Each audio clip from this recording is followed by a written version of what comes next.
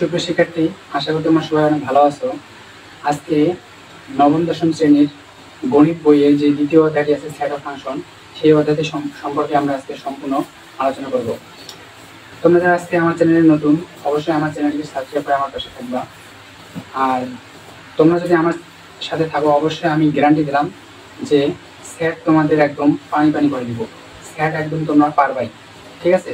তাহলে চলো আজকে আমরা সেট সম্পর্কে বিস্তারিত আলোচনা করি। তো প্রথমে আমাদের সেট সম্পর্কে জানতে হলে আমাদেরকে জানতে হবে যে সেট জিনিসটা কি, ঠিক আছে? তো চলো দেখি আগে সেট। মনে করো যে এই একটা সেট, এখানে 1 2 3 4 এই একটা যদি সেট হয়, তাহলে এই সেটের উপাদান এখানে আছে 1 2 3 4। এই সেটের উপাদান সংখ্যা 4টা। আমরা এগুলাকে বলবো উপাদান সংখ্যা। এ সেটের উপাদান সংখ্যা 4টা।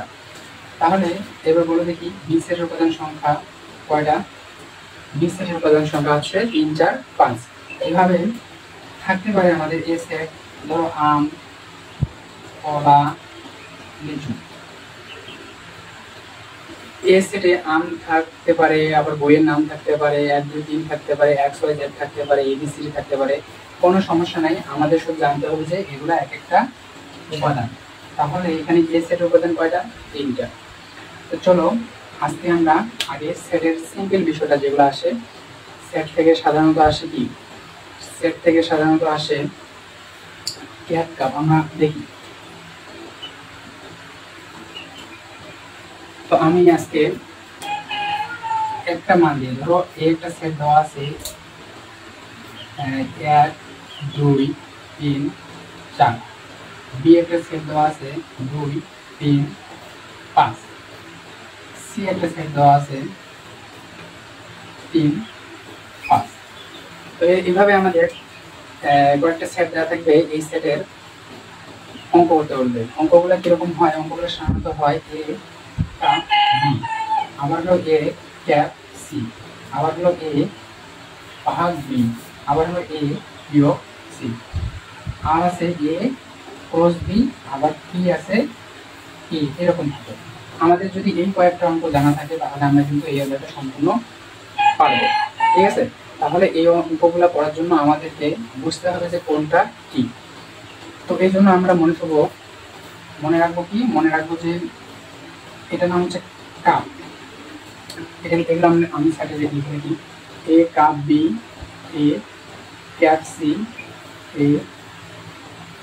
এ ভাগ বি, আচ্ছা বি ভাগ এ বিয়োগ বি, তারপরে এ গুণন বি বিয়োগ এই কয়েকটা অঙ্ক আমরা কাপ সমান মনে রাখবো। এটাকে বলবো আমরা কাপ। এর নাম কি? কাপ। কাপ মানে হলো সব থাকবে। তাহলে কি এটার নাম হচ্ছে কাপ? এইখানে কিন্তু সব থাকবে, ঠিক আছে? সব মানে তোমরা মনে রাখতে পারো এইভাবে যে এটা একটা কাপ। এখানে যদি আমরা পানি দিই, এখানে যদি আমরা লবণ দিই, চিনি দিই, যাই দিই, যা কোনো দিই, যা কিছু দিই, আমরা কিন্তু এখানে সব রাখতে পারবো। সবগুলো একটা আটকে যাবে এখানে। তারপরে এইটা হচ্ছে ক্যাপ। এটার নাম কি? ক্যাপ। কে মানে মিলগুলো। ক্যাপ মানে কি? মিলগুলো। আসলে ক্যাপ কার কার মাথা থাকে? আমার মাথায় একটা ক্যাপ আছে। যদি মাথা বড় হয় তাহলে বড় ক্যাপ লাগবে, যদি মাথা ছোট হয় তাহলে ছোট ক্যাপ লাগবে। ছোট বাচ্চার জন্য ছোট ক্যাপ, বড় বাচ্চার জন্য বড় ক্যাপ। তার মানে বোঝা যাচ্ছে যে যেমন মাথা তেমন ক্যাপ দরকার। মানে যেগুলো মাথায় ক্যাপগুলো মিলবে সেগুলো মাথায় তো ক্যাপটা হবে নাকি? এইখানে ক্যাপ বলতে আমরা বলবো যেগুলো মিলবে সেগুলো। ক্যাপ মানে কি? যেগুলো মিলবে সেগুলো। আর কাপ মানে কি? কাপ মানে হলো যে সবগুলো থাকবে। একটা চায়ের কাপে আমরা কি রাখতে পারি? সব রাখতে পারি। যেই দেবো সেই থাকবে এখানে। চিনি, লবণ, চাল, ডাল যা দেবো তাই তো আটকে যাবে এখানে নাকি? তাহলে কাপ মানে হচ্ছে সবগুলো আটকে যাবে, আর ক্যাপ মানে হচ্ছে যেগুলো মিলবে। তোমরা এইভাবে মনে রাখতে পারো, কাপ আর ক্যাপ। কাপ থেকে উপর দিকে মুখটা, ক্যাপ থেকে নিচের দিকে। আমার ক্যাপটা আছে নিচের দিকে। তারপরে কি আছে? ভাগ। এটা মানে কি আমরা মনে রাখবো? ভাগ মানে হলো প্রথম ঘর থেকে মিলগুলো বাদ। ভাগ মানে হলো প্রথম ঘর থেকে মিলগুলো বাদ। আমরা এক্সাম্পলের মাধ্যমে দেখবো, সবগুলাই দেখবো, শুধু একটু ধারণা দিচ্ছি আগে। তারপরে কি বিয়োগ, এই ভাগ আর বিয়োগ কিন্তু সেম। এটা হচ্ছে প্রথম ঘর থেকে মিলগুলো বাদ। তার মানে এই দুটো একদম সেম। আমাদের প্রথম ঘরে যেগুলো থাকবে যেগুলো মিলবে সেগুলা বাদ। ঠিক আছে, চলো প্র্যাকটিসে দেখা যাক। প্রথমে আমরা যদি বার করি এ কাপ বি, তাহলে কাপ অর্থ কি? আমাদের দেওয়া থাকবে, এটা সুন্দর করে দেওয়া আছে, লিখবো অঙ্কে দেওয়া আছে এটা ক নাম্বার দিলাম, দেওয়া আছে এ কাপ বি। আমাদের তাহলে প্রদত্ত রাশি কি হবে? প্রদত্ত রাশিটা হবে আমাদের এ কাপ বি।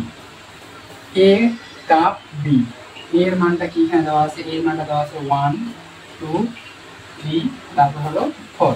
তারপর আমরা কাপটা দিয়ে দিব। তারপরে বি এর মানটা কত দেওয়া আছে? বি এর মানটা আছে 2 3 5। আমরা কাপ মানে কি জানি? কাপ মানে জানি যে সব থাকবে, মানে সব নিতে হবে আমাদেরকে। এখানে যাই দেবো তাই নেওয়া যাবে। তাহলে এখানে কি আছে? 1 2 3 4, এখানে 2 3 5। মনে রাখতে হবে সেটের যদি উপাদান সংখ্যাগুলো একই হয়, শুধুমাত্র আমরা একটা উপাদান সংখ্যা নিব। তাহলে এখানে 1 আছে, আর স্যার সবসময় সেকেন্ড ব্র্যাকেট দিয়ে লিখতে হবে। তাহলে 1 আছে, তারপর এখানে 2 আছে, এখানে 2 আছে, 3 আছে, এখানে 4 আছে, এখানে 5 আছে, আর কিছু নেই।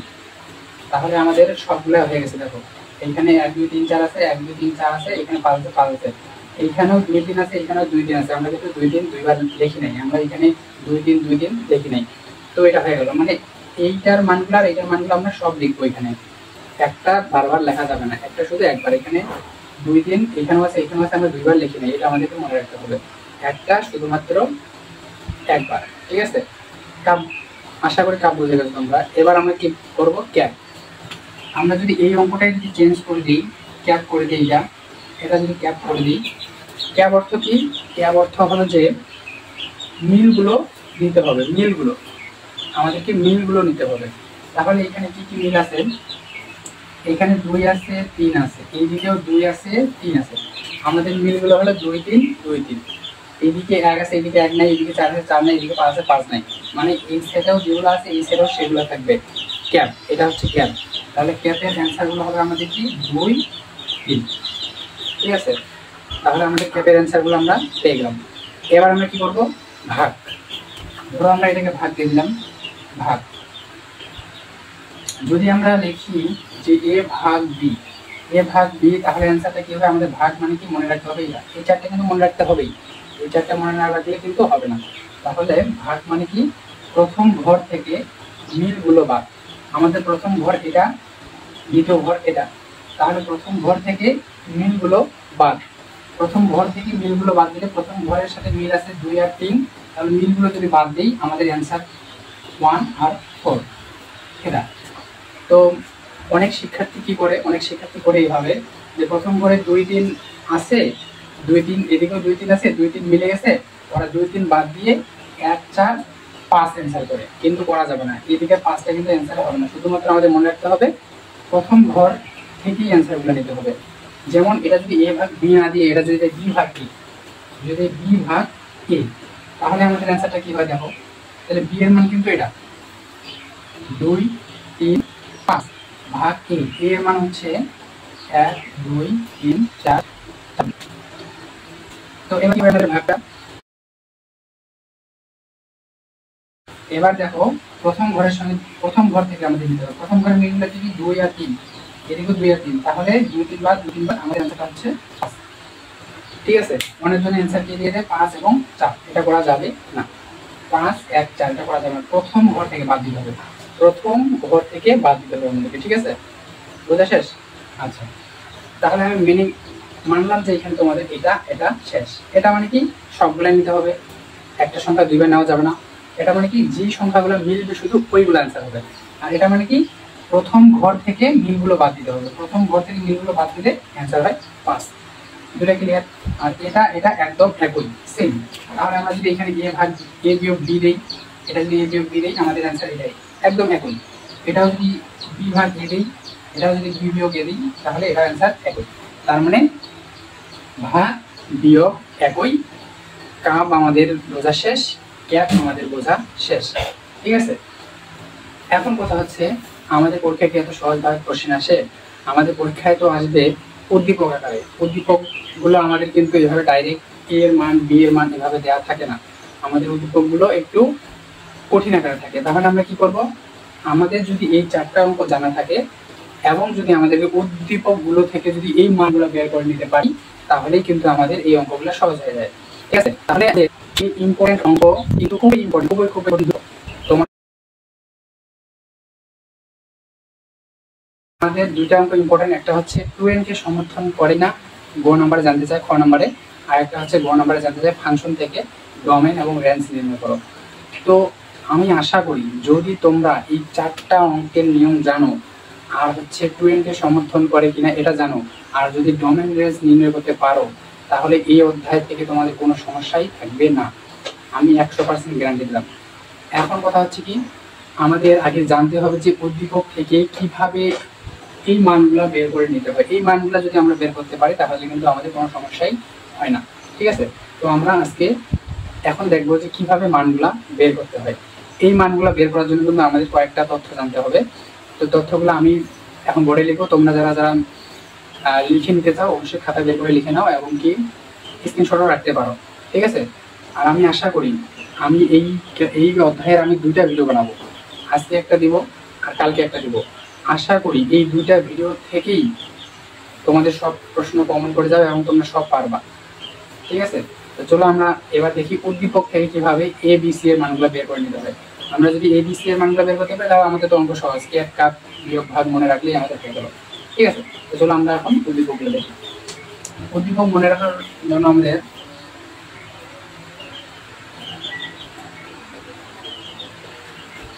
তো উদ্দীপকের জন্য আমাদের কয়েকটা সূত্র জানতে হবে, জেনে নিই।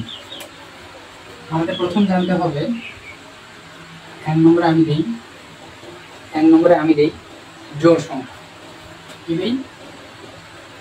জোড় সংখ্যা। তো জোড় সংখ্যা কোনগুলা? আমরা তো সবাই জানি জোড় সংখ্যা কোনগুলা, এমন কোনো শিক্ষার্থী নাই আমার মতে যে জোড় সংখ্যা জানে না। আসলে আমরা এখন ক্লাস 9-10-এ পড়ি, আমরা যদি জোড় সংখ্যা না জানি তাহলে কিভাবে হবে? তাহলে জোড় সংখ্যাগুলো আমাদেরকে জানতে হবে। জোড় সংখ্যাগুলো আমাদের কি? জোড় সংখ্যাগুলো হচ্ছে 2, 4, 6, 8, 10, 12, 14, তারপরে 16, এভাবে চলতে থাকবে। এগুলো হচ্ছে আমাদের জোড় সংখ্যা। তারপরে আমাদের জানতে হবে বিজোড় সংখ্যা। বিজোড় সংখ্যা, আমাদের বিজোড় সংখ্যা কোনগুলা? বিজোড় সংখ্যা হচ্ছে 1, 3, 5, 7, 9, 11, 13, 15, 17, 19, 21, এগুলো হচ্ছে আমাদের বিজোড় সংখ্যা। তো বিজোড় সংখ্যা আর মৌলিক সংখ্যার মধ্যে পার্থক্য হলো যে যেগুলো সংখ্যাকে 2 দিয়ে ভাগ করা যায় না সেগুলো হচ্ছে বিজোড় সংখ্যা। আর মৌলিক সংখ্যা বলতে কি, শুধুমাত্র এখানে দেখো 9কে কিন্তু 3 দ্বারা ভাগ করা যায়, কিন্তু এটা বিজোড় সংখ্যা, কিন্তু 2 দ্বারা ভাগ করা যাবে না, কারণ 4 দুগুণা 8 হয়, 5 দুগুণা 10, তার মানে 2 দ্বারা ভাগ করা যাচ্ছে না। যেগুলো সংখ্যাকে 2 দ্বারা ভাগ করা যাবে না সেগুলো বিজোড় সংখ্যা, এটা তো আমরা জানি। আর মৌলিক সংখ্যা কোনগুলো? মৌলিক সংখ্যা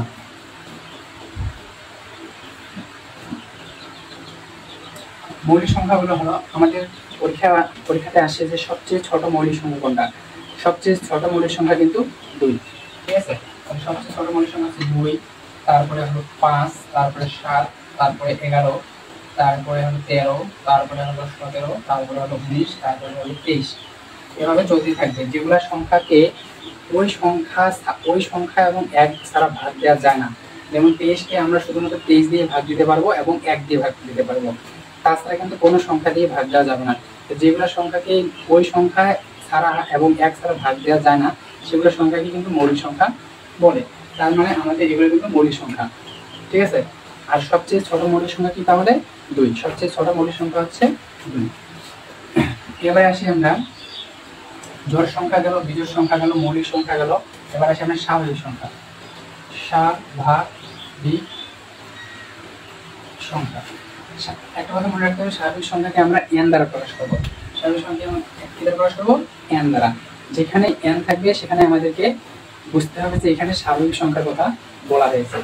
কারণ n স্বাভাবিক সংখ্যা কোনগুলো? আমাদের স্বাভাবিক সংখ্যা হলো 1 2 3 4 5 6 7 8 9 10 ডট ডট ডট ডট, মানে একদম সবগুলো সংখ্যাই হলো স্বাভাবিক সংখ্যা। স্বাভাবিক সংখ্যা এবং পূর্ণ সংখ্যার মধ্যে পার্থক্য আমরা এখন বুঝতে পারবো। দেখি, এটা হলো স্বাভাবিক সংখ্যা। এবার যদি আমরা দেখি পূর্ণ সংখ্যা, তো শুধু শিক্ষার্থী ভিডিওটা একটু আমার থেমে গেছিল, এই জন্য আমাকে কিছুক্ষণ থামতে হলো। তো চলো আমরা বাকি অঙ্কটা শুরু করি। তো আমাদের পূর্ণ সংখ্যা মানে কি? পূর্ণ সংখ্যা। তাহলে পূর্ণ সংখ্যা, আমাদের পূর্ণ সংখ্যাকে আমরা z দ্বারা প্রকাশ করবো। পূর্ণ সংখ্যাকে আমরা কি দ্বারা প্রকাশ করবো? পূর্ণ সংখ্যাকে আমরা z দ্বারা প্রকাশ করবো। আর z পূর্ণ সংখ্যাগুলো আমাদের কি? পূর্ণ সংখ্যাগুলো আমাদের হবে প্লাস মাইনাস হবে, মানে প্লাস 1 হতে পারে, প্লাস মাইনাস 1 হতে পারে, আবার প্লাস 2 হতে পারে, মাইনাস 2 হতে পারে, 0 হতে পারে, আবার কি প্লাস 3 মাইনাস 3 প্লাস 4 মাইনাস 4, আমাদের সব এক কথায় পূর্ণ সংখ্যা মানে হলো যে মাইনাসগুলো হইতে পারে, আবার প্লাসও হইতে পারে, আবার কিন্তু শূন্য থাকতে পারে। এটা হচ্ছে পূর্ণ সংখ্যা। ঠিক আছে, তাহলে আমাদের এখানে কি জোড় সংখ্যা গেল, বিজোড় সংখ্যা গেল, মৌলিক সংখ্যা গেল, আবার পূর্ণ সংখ্যা, স্বাভাবিক সংখ্যা আমরা কিন্তু শিখলাম। আমাদের আর দুইটা জিনিস আছে, সেটা হচ্ছে কি, একটা হচ্ছে গুণিতক, আমাদের একটা আছে গুণিতক, আর একটা হচ্ছে গুণনীয়ক। এই যে গুণিতক, আমরা মনে রাখবো গুণিতকের তো আছে, তার মানে আমরা মনে রাখবো নামতা। এই যে নামতা তো আছে, তার মানে গুণিতক মানে আমরা কি করবো? নামতাগুলো লিখবো। যেমন যদি আমাদের বলে যে 2 এর গুণিতক, এই একটা সেট, এই সেটটা হচ্ছে 2 এর গুণিতক। ঠিক আছে, তাহলে আমরা কি করবো? 2 এর গুণিতক মানে হলো যে 2 এর নামতা, গুণিতকে তো আছে, এখানে তা আছে, তার মানে নামতা। নামতা মানে কি? 2 এর কে 2 মানে একও হয়, 2 এর 2 হচ্ছে 2, 2 কে 2, 2 দুগুণা 4, তারপরে 4 দুগুণা 3 দুগুণা 6, 4 দুগুণা 8, 5 দুগুণা 10, 6 দুগুণা 12, 7 দুগুণা 14। এখানে যদি বলতো যে 3 এর গুণিতক মানে 3 কে 3, 3 দুগুণা 6, 3 দুইটা 9, 3 4 12, 3 5 15, 3 6 11, 3 7 21। এখানে যদি বলতো 4 এর গুণিতক মানে 4 যোগ 16, মানে 4 কে 4, 4 দুগুণা 3 4 12, 4 যোগ 16, 4 5 20, 4 6 24, 4 7 28, 4 8 32, এগুলা। ঠিক আছে, এটা হলো গুণিতক। গুণিতকের তো আছে, গুণিতকে নামতা, নামতা বানানে তো আছে, তার মানে আমরা মনে রাখবো যে গুণিতক মানে নামতা, গুণিতক মানে নামতা। 2 এর গুণিতক মানে 2 এর নামতা, 4 এর গুণিতক মানে 4 এর নামতা, 5 এর গুণিতক মানে 5 এর নামতা। এবার আসে গুণনীয়ক। গুণনীয়ক যদি থাকে 16 এর গুণনীয়ক, যদি বলে যে 16 এর গুণনীয়ক, তাহলে 16 এর গুণনীয়ক কি হবে? মানে আমরা 16কে যেগুলা সংখ্যা দ্বারা ভাগ দেওয়া যাবে সেগুলো হয় গুণিতক। তার মানে 16কে ভাগ দেওয়া যায় 1 দ্বারা, 16কে ভাগ দেওয়া যায় 2 দ্বারা, 8 দুগুণা 16, 16কে ভাগ দেওয়া যায় 4 দ্বারা, 4 দ্বারা 4 চোখ 16 যায়, 5 দেওয়া যায় না, 6 দিয়ে দেওয়া যায় না, 7 দিয়ে দেওয়া যায় না, 8 দিয়ে দেওয়া যায়, 16কে ভাগ দেওয়া যায় 8 দিয়ে, 16কে ভাগ দেওয়া যায় একমাত্র আর 16 দিয়ে। তাহলে আমরা লিখবো এখানে 16। তাহলে যদি বলে যে 16 এর গুণনীয়ক 25 এর গুণনীয়ক, তার মানে আমাদের কি করতে হবে? 25 এর গুণনীয়ক মানে 25কে যেগুলো সংখ্যা দিয়ে ভাগ দেওয়া যায়, আর 16 এর গুণনীয়ক মানে আছে 16কে যেগুলো সংখ্যা দিয়ে ভাগ দেওয়া যায়। আর যদি বলে 3 এর গুণিতক, 4 এর গুণিতক, গুণিতক বানানে তো আছে, তার মানে মনে রাখবো আমরা নামতা, মানে 2 এর গুণিতক মানে 2 এর নামতা, 3 এর গুণিতক মানে 3 এর নামতা, 4 এর গুণিতক মানে 4 এর নামতা। ঠিক আছে, এখন আমরা দেখে লিখি গুণিতক শেখা শেষ, গুণনীয়ক শেখা শেষ, জোড় সংখ্যা, বিজোড় সংখ্যা, মৌলিক সংখ্যা, তারপরে আমাদের পূর্ণ সংখ্যা, স্বাভাবিক সংখ্যা সব শেখা শেষ হলো। আমাদের এখন আর দুটা উদ্দীপকের নিয়ম আছে, এই দুটা উদ্দীপক থেকে আমরা চেষ্টা করবো কিভাবে এবিসি মানগুলা নির্ণয় করা যায়। তাহলে দুটা উদ্দীপক কি আছে আমাদের? আচ্ছা, আর দুটা উদ্দীপক আছে এরকম, ওরা বলবে যে একটা এখানে বলবে এক্স বিলং এন, যেন এক্স স্কয়ার হবে 25 এক্স স্কয়ারটা হবে আমরা দিলাম 25 থেকে ছোট। এটা যদি বলে মানে এক্স স্কয়ারের মানটা কিন্তু 25 থেকে ছোট হতে হবে, তাহলে এটা এখানে কি করবো আমরা এভাবে লিখবো এখানে তাহলে ধরে নিই এক্স এর সমান মানটা 1, এক্স এর মানটা যদি 1 হয় বলে এক্স স্কয়ারের মানটা কত হবে 1 এর উপর স্কয়ার মানে হলো 1। এটা কিন্তু 25 থেকে ছোট, ঠিক আছে। আবার এক্স এর মানটা যদি 2 হয় তাহলে আমরা এক্স স্কয়ার মানে হচ্ছে 2 এর উপরে স্কয়ার মানে 4, এক্স এর মানটা যদি 3 হয় তাহলে এক্স স্কয়ার মানে 3 এর উপর স্কয়ার মানে হলো 3 থেকে 9, এক্স সমান যদি 4 হয় তাহলে এক্স স্কয়ার সমান হলো 4 এর উপর স্কয়ার মানে 16, এক্স সমান যদি 5 হয় তাহলে আমরা এক্স স্কয়ার সমান এখানে 5 এর উপর স্কয়ার নিতে পারি, তার মানে 25। এক্স স্কয়ার এক্স সমান যদি 6 হয় তাহলে এক্স স্কয়ার সমান এক্স এর মানটা 6, তার মানে আমরা 6 বসাই, 6 এর উপর স্কয়ার মানে 6 6 36। আমাদের বলছে এখানে 25 এর থেকে এক্স স্কয়ারের মানটা হবে ছোট। তো 25 এর থেকে যদি এক্স স্কয়ারের মানটা ছোট হয় তার মানে আমাদের কিন্তু এটা হচ্ছে না, এটা কাটা। তার মানে 25 এর থেকে ছোট মানে এটা হয় না, কারণ এটা তো 25 হয়ে গেছে, আমাদের 25 এর থেকে ছোট বলছে, ছোট মানে সরল, তার মানে আমাদের অ্যান্সার হবে এগুলা। তাহলে আমরা লিখব এ সমান 1 2 3 4, এভাবে লিখবো আমাদের সেটটা। এভাবে একটা সেট দেওয়া আছে, ঠিক আছে। তাহলে এভাবে একটা সেট দেওয়া থাকে, আরেকটা সেট থাকে এরকম যে ওরা বললো এইভাবে এক্স স্কয়ার প্লাস ধরো বলছে এক্স বিলং জেড, এখানে বলছে জেড এক্স স্কয়ার, এখানে বলছে 7x, এখানে বলছে 10। তাহলে এটাকে আমাদের ভাঙাইতে হবে। এটা থেকে কিভাবে এর মানটা বের করা যায় এটা আমরা দেখবো। এটা থেকে বের করা যায় এভাবেই। তো প্রথমে আমরা লিখবো এখানে আমাদের কি আছে x square plus 7x plus 10, মানে আমাদেরকে 10 ভাঙিয়ে 7 মিলাতে হবে। আমরা ডিসজুন্টে যে মিডিল ফ্যাক্টর করছি ওই মিডিল ফ্যাক্টরের মতন, মানে 10 ভাঙিয়ে আমরা 7 মিলাবো। 5 দিয়ে কাটাকাটি 5 দুগুণা 10, আমরা 7 মিলে গেছে, 5 এর দিয়ে কিন্তু হয় 7। তাহলে এক্স স্কয়ার প্লাস বড় সংখ্যাটা আমাদের লিখতে হবে 5x প্লাস 2x প্লাস কিন্তু 10। এখানে x আছে, এখানে x আছে, আমরা কিন্তু x কমন নিতে পারি।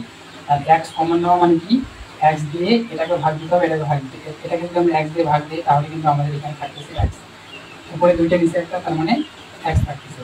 আর এটাকে যদি আমরা x দিয়ে ভাগ দিই তাহলে x এ কাটাকে দিলে আমাদের থাকবে কিন্তু শুধু 5। এখানে 2 কমন নিলে আমাদের 2 দিয়ে এটাকে ভাগ দিতে হবে, 2 দিয়ে এটাকে ভাগ দিতে কাটা যায় শুধু থাকবে x, আর ভাগ দিতে 5। তার মানে আমাদের মনে রাখতে হবে যে কমন নিব সেই কমন দ্বারা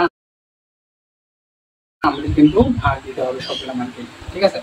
তাহলে আমরা এটা পেলাম। তাহলে এখানে x প্লাস 5, এখানে x প্লাস 5, আমরা x প্লাস 5 কে কমন নিলাম, x প্লাস 5 কমন নিলে এখানে আছে x প্লাস 2। আর এখানে আমাদের যে 0 থাকবে, এটা 0, কারণ এটা 0 আমাদের, এটাও 0, এটাও 0। তাহলে এখানে আমরা পাচ্ছি কি x প্লাস 5 সমান 0, আর এদিকে পাচ্ছি আমরা x প্লাস 2 সমান 0। তাহলে এখানে থাকতেছে আমাদের x সমান আছে -5, এদিকে থাকতেছে আমাদের x সমান -2। তাহলে আমাদের এই সেটটা হলো কি -5 আর হচ্ছে -2। এইভাবে আমাদেরকে এরকম উদ্দীপক থাকে, এইভাবে আমাদের মানটা বের করে নিতে হবে, ঠিক আছে। তো আমাদের কিন্তু আমাদের উদ্দীপকগুলা কিরকম থাকে, উদ্দীপকগুলো আমাদের এরকম থাকে জোড় সংখ্যা, বিজোড় সংখ্যা, পূর্ণ সংখ্যা, স্বাভাবিক সংখ্যা, মৌলিক সংখ্যা, তারপরে গুণিতক, গুণনীয়ক, তারপরে আমাদের এরকম থাকবে একটা। আর এর আগে একটা দেখালাম যে 25 থেকে ছোট এক্স স্কয়ারের মানটা ওইরকম একটা উদ্দীপক থাকবে। এই কয়েকটা যদি উদ্দীপকের মতন তোমরা যদি এ বি এর মানগুলো বের করে নিতে পারো তাহলে আমাদের কিন্তু অঙ্কগুলো কিন্তু সহজ। এ cup B, A cap B, তারপরে এ ভাগ বি, এ বিয়োগ বি, ঠিক আছে। আচ্ছা, এখন আমরা এগুলো রাখি, আমরা এখন একটু আমাদের কি দুইটা অঙ্ক যে বাকি ছিল এই দুটো অঙ্ক দেখে নিই। এই দুটো অঙ্ক আমাদের কিভাবে করতে হবে।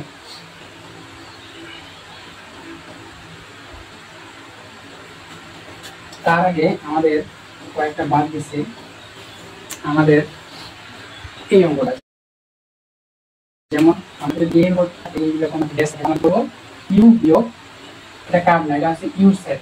ইউ সেট অর্থ কি, ইউ সেট অর্থ হচ্ছে যদি আমাদের একটা সেট থাকে এ 1 2 3, আর যদি আমাদের একটা সেট থাকে বি এ বি সি, তাহলে ইউ সেটটা হবে কি, ইউ সেটটা অবশ্যই 1 2 3 এ বি সি। মানে আমাদের একটা কথা মাথায় রাখতে হবে যে যত সেট থাকবে সবগুলো সেটের মান কিন্তু ইউ সেটের মধ্যে থাকবে, ঠিক আছে, সার্বিক সেট ওটা আমাদের। আর এ ড্যাশ মানে হচ্ছে ইউ বিয়োগ এ, তাহলে আমাদের বি ড্যাশ মানে কি, বি ড্যাশ মানে হবে ইউ বিয়োগ বি। এখন যদি আমাদের বলে এ কাপ বি তার উপর ড্যাশ, তাহলে এটা কি হবে ইউ বিয়োগ এ কাপ বি। আমরা তো এ কাপ বি অঙ্কটা বের করতে পারি, তাহলে ইউ থেকে আমরা যদি এ কাপ বি এর মানটা বাদ দিই তাহলে আমরা কিন্তু বের হয়ে গেল এ কাপ বি। ঠিক আছে, এখন আমরা কি করবো, এই অঙ্কটা আমরা এখন কিন্তু পারবো। এরপর আমরা শিখবো এ ক্রস বি। তাহলে ধরো আমাদের এই দুটো মান দেওয়া আছে এ আর বি, আমরা এখন আমাদের বলছে যে এ ক্রস বি বের করো। তাহলে এর মানটা কত, এর মানটা হবে 1 2 3, আর বি এর মানটা কত হবে, বি এর মানটা হবে এ বি সি। আমরা কিন্তু গুণ করবো, গুণ করার অর্থ হচ্ছে এরকম যে এ প্রথম কাটার সঙ্গে প্রথম কাটা লিখবো আমরা প্রথমে 1 8, এটা আমরা ফার্স্ট ব্র্যাকেট দিয়ে দিতে হবে, আমাদের একটা সেকেন্ড ব্র্যাকেট দিতে হবে শুরু। তারপর এ এর সঙ্গে বি 1 বি, তারপর একের সঙ্গে সি 1 সি, আবার বি এর সঙ্গে এ 2 এ, আর বি এর সঙ্গে বি 2 বি, বি এর সঙ্গে সি তাহলে 2 সি, আবার 3 এর সঙ্গে এ, আবার 3 এর সঙ্গে বি, 3 এর সঙ্গে সি। তাহলে আমাদের যখন ক্রস গুণ করতে বলবে আমরা কি করবো, প্রথম কাটার সঙ্গে প্রথম কাটা, প্রথম কাটার সঙ্গে দ্বিতীয় কাটা, প্রথম কাটার সঙ্গে তৃতীয়টা, আবার দ্বিতীয়টার সঙ্গে প্রথম, দ্বিতীয়টার সঙ্গে তৃতীয়, দ্বিতীয়টার সঙ্গে আবার তৃতীয়টা, আবার তৃতীয়ের সঙ্গে প্রথম, তৃতীয়ের সঙ্গে দ্বিতীয়, তৃতীয়ের সঙ্গে তৃতীয়টা লিখে আমরা শেষ করবো। তাহলে আমাদের যদি এমসিকিউ আসে এভাবে এ ক্রস বি, এভাবে দুটা সেটের মান দিয়ে আমাদেরকে বলছে যে এ ক্রস বি এর উপাদান সংখ্যা কয়টি, তাহলে এ ক্রস বি এর উপাদান সংখ্যাটা হবে 1টা 2টা 3টা 4টা 5টা 6টা 7টা 8টা 9টা, তাহলে এ ক্রস বি এর উপাদান সংখ্যা হবে 9টা। ঠিক আছে, আচ্ছা তাহলে আমাদের আর কি থাকবে, আমাদের আর থাকতেছে পি অফ এ নির্ণয়। আমরা পি অফ এ নির্ণয়, এই পি অফ মানে হচ্ছে পাওয়ার সেট, এটা হচ্ছে পাওয়ার সেট, পি আগে থেকে সামনে আসবে, পি তে পাওয়ার, কার পাওয়ার বলছে এ এর পাওয়ার সেট বের করতে বলছে। এ এর পাওয়ার সেট মানে আমরা লিখবো এবার পি অফ এ মানে হলো পি দিয়ে দিলাম, এর মানটা লিখলাম, এর মানটা হচ্ছে কত 1 2 3। তাহলে আমাদের এটা লিখতে হবে প্রথমে কি একটা একটা করে লিখবো, আমরা প্রথমে 1, তারপর লিখবো 2, তারপর লিখবো আমরা 3, এগুলো প্রত্যেকটা কোমার ভিতরে থাকবে, আর একটা পুরো ব্র্যাকেটের ভিতরে থাকবে। তারপরে দুটো দুটো করে লিখবো, দুটো লিখলে 1 2 1 2, তারপর 1 3 আমরা লিখবো, তারপর কি 1 3, তারপর আমরা লিখবো 2 3 2 3, তারপর আমরা লিখবো তিনটায় একটা একটা করে দুটো দুটো করে, এবার তিনটায় 1 2 3, তারপর আমাদের একটা দিতে হবে ফাঁকা সেট এটা। তাহলে তোমাদের যদি বলে এটা কিন্তু এমসিকিউ খুব আসে, উপসেট নির্ণয়, প্রকৃত উপসেট নির্ণয়। তোমাদের যদি এবার একটা এ সেট দিয়ে বলে যে এর উপসেট কয়টি, তাহলে এ উপাদান কটা, একটা দুইটা তিনটা, এ সেটের উপাদান যেটা হবে আমরা 2 এর উপর তত দিব, 2 এর উপর এখানে 3টা তার মানে 3 দেব, তাহলে 2 এর উপর 3 থাকা মানে 8, এর উপসেট সংখ্যা হচ্ছে 8টা। এখানে যদি 4টা থাকতো তাহলে 4 দিতাম, তাহলে 16টা হইতো। আর যদি বলে প্রকৃত উপসেট, তার মানে এর উপর এখানে জয়টা উপাদান তত দিলে উপসেট সংখ্যা বের হয়। আর প্রকৃত উপসেট মানে হলো উপসেট সংখ্যা থেকে 1 বিয়োগ, মানে এখানে প্রকৃত উপসেট হলো তাহলে কত 7টা, উপসেট সংখ্যা 8টা, প্রকৃত উপসেট হবে 7টা। ঠিক আছে, তো আমাদের একটা প্রশ্ন খুব আসে এখান থেকে, খ নাম্বারে একদম থাকবেই, 100% একদম খ নাম্বারে থাকবেই। 2026 সালে কিন্তু শর্ট সিলেবাসে কিন্তু এই কথাটা আছে, কথাটা এত সহজ। তোমরা যারা আমার সাথে থাকবা, আমার চ্যানেলটিকে অবশ্যই সাবস্ক্রাইব করবা, তোমাদের একদম সব অঙ্ক ঝালাপালা করে দেবো আমি। ঠিক আছে, তো আজকে আমরা শুধু সেট করব, আগামীতে আমরা ফাংশন করব। আশা করি আজকে তোমাদের আর সেট নিয়ে কোনো সমস্যা থাকলো না। এখন 2n-কে সমর্থন করে কিনা আমরা এই অঙ্কটাই করবো, যে 2n-কে সমর্থন করে কিনা আসে। শুধু আমরা কথা কয়েকটা লিখতে হবে এখানে, যে এ এর উপাদান সংখ্যা কত, এ এর উপাদান সংখ্যা কত, এর উপাদান সংখ্যা হলো 3, আর পি অফ এ, এই যে পি অফ এ এর উপাদান সংখ্যাটা বেড়েছে, এর উপাদান সংখ্যা হলো 8টা। তার মানে এই 8টাকে আমি লিখতে পারি 2 এর উপর কিউব, তার মানে 2 এর উপর n-কে সমর্থন করে। এই দুটো লাইন লিখতে হবে সে কথা, যে খ নাম্বারে যদি আসে এভাবে যদি একটা সেট দেয়, সেট তো এটা নাই হোক, এই সেটটা দিছে শুধু, এই সেটটা দিয়ে বলছে কি যে এ সেটের পি অফ এ নির্ণয় করে দেখা হয়েছে এ সেটটা 2n-কে সমর্থন করে কি না। তো 2n-কে সমর্থন করে কিনা, তাহলে আমরা এভাবে আমরা করবো। তো সুপ্রিয় শিক্ষার্থী, আশা করি তোমাদের আজকের ক্লাসটা খুব ভালো লাগছে, এবং আমরা এরপরে ফাংশন অধ্যায়টি ফাংশন অনুশীলনটি করব 2.2, আর ফাংশন করার পরে আমরা এই সেট এবং ফাংশন থেকে আমরা সৃজনশীল করে ফেলবো। তার থেকে বড় একটা আমি কথা বলতে জানেন, যে এই সেট আর ফাংশন থেকে দুইটা প্রশ্ন খুব আসে, একটা হচ্ছে টুয়েনকে সমর্থন করে কিনা, আর একটা হচ্ছে আমাদের ডোমেন রেঞ্জ নির্ণয় করো। ঘ নম্বরে থাকবে ডোমেন রেঞ্জ নির্ণয় করো, গ নম্বরে আর খ নম্বরে থাকবে টুয়েনকে সমর্থন করে কিনা। ঠিক আছে, তোমরা যদি আমার সঙ্গে থাকো আমি অবশ্যই টুয়েনকে সমর্থন করে কিনা আর ডোমেন রেঞ্জ নির্ণয়টা একদম ক্লিয়ার করে দেবো। আর এই ক্লিয়ার পাওয়ার জন্য, মানে তোমরা যদি ক্লিয়ার হতে চাও তাহলে অবশ্যই আমার চ্যানেলটিকে সাবস্ক্রাইব করে আমার পাশে থাকবা। আর তোমরা অবশ্যই কমেন্টে লিখবা যে তোমার কি সমস্যা, যেটা সমস্যা সেটা আমি বলবো, আমি ওই ভিডিওটা আগে দেবো। ঠিক আছে, তো সাইড থেকে যদি কোনো সমস্যা থাকে আমাকে অবশ্যই জানাবা, আমি চেষ্টা করবো তারপর ভিডিওতে তোমার ওই সমস্যাটা সমাধান করতে।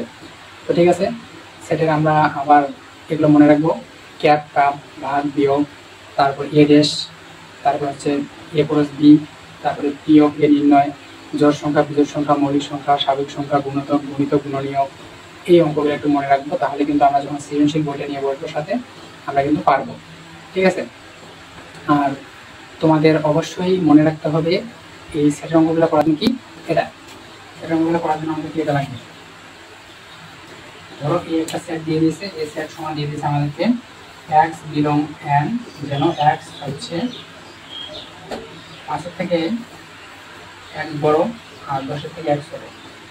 এই যে মুখটা যার পাশে বড় সে বড়, এটা হচ্ছে লেস দেন, আমাদের এটা হচ্ছে লেফট হ্যান্ড সাইড, এটা হচ্ছে লেস দেন, এল দিয়ে দুটো বানানি মনে রাখবো। এই যে লেফট হ্যান্ড সাইড আর হচ্ছে লেস দেন, আর হচ্ছে রাইট হ্যান্ড সাইড আর হচ্ছে গ্রেটার দেন মানে আর আছে, এটা আছে right hand side, less than মানে এল আছে, এটা আছে লেফট হ্যান্ড সাইড।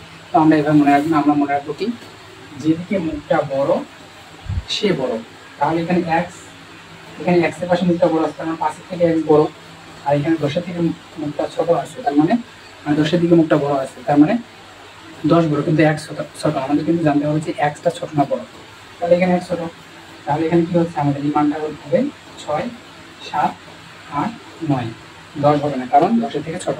আর এখানে যদি সমান থাকতো তাহলে আমাদের 10 হইতো, এদিকে যদি সমান থাকতো তাহলে আমাদের 5 হইতো।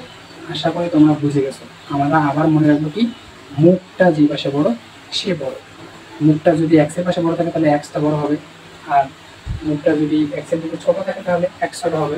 আমাদের জানতে হবে এক্স বড় না ছোট, এখানে 10 বড় এটা জানতে লাভ নাই, আমাদের মনে রাখতে হবে কি 10 এর থেকে এক্সটা হচ্ছে ছোট, মানে এক্স এর মানগুলো হবে 10 এর থেকে ছোট, এটা আমরা করবো। ঠিক আছে, আর আশা করি তোমাদের ক্লাসটি অনেক ভালো লেগেছে, তোমরা অবশ্যই আমার চ্যানেলটিকে সাবস্ক্রাইব করবে। তো আজকে এই পর্যন্তই, ধন্যবাদ তোমাদেরকে, পড়তে পারার জন্য আমার পাশে।